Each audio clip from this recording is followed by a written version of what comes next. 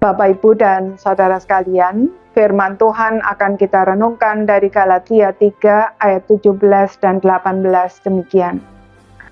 Maksudku ialah janji yang sebelumnya telah disahkan Allah tidak dapat dibatalkan oleh hukum Taurat yang baru terbit 430 tahun kemudian, sehingga janji itu hilang kekuatannya.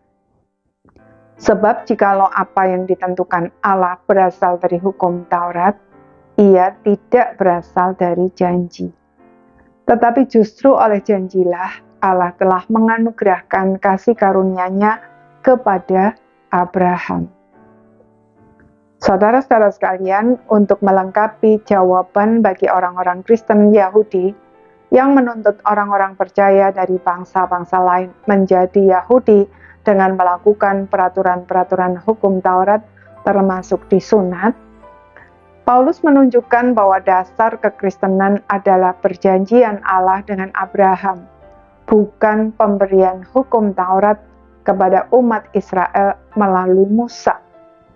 Sebab Taurat Musa baru diberikan 430 tahun setelah Allah mengikat perjanjian dengan Abraham.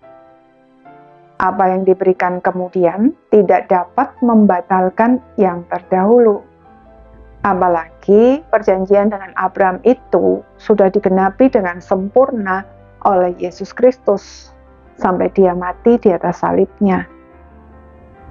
Apa yang dilakukan oleh Tuhan Yesus itu sesuai dengan perjanjian tersebut, yaitu oleh keturunanmu semua bangsa akan mendapat berkat. Kata keturunanmu ditulis dalam bentuk tunggal.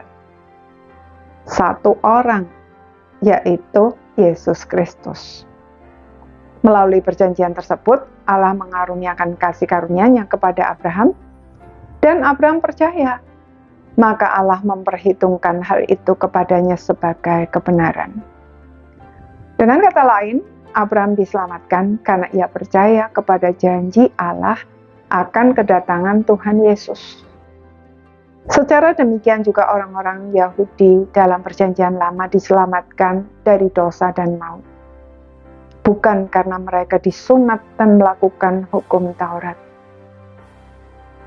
Jika melakukan hukum Taurat termasuk disunat adalah syarat untuk diselamatkan, maka tidak ada seorang pun yang dapat diselamatkan. Sebab tidak ada seorang pun yang mampu melakukannya dengan sempurna. Saudara, orang percaya melakukan firman Tuhan bukan supaya diselamatkan, tetapi justru karena sudah diselamatkan oleh kasih karunia melalui iman kepada Tuhan Yesus.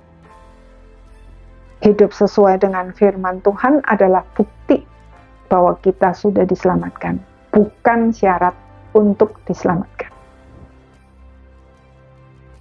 Orang yang mengaku percaya kepada Tuhan Yesus tapi hidup terus dalam dosa, berarti imannya palsu.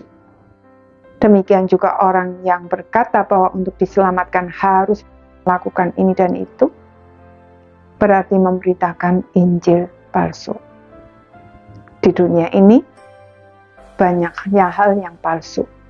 Karena itu, mari kita mohon Tuhan menolong kita untuk membedakan yang asli dan yang palsu. Amin.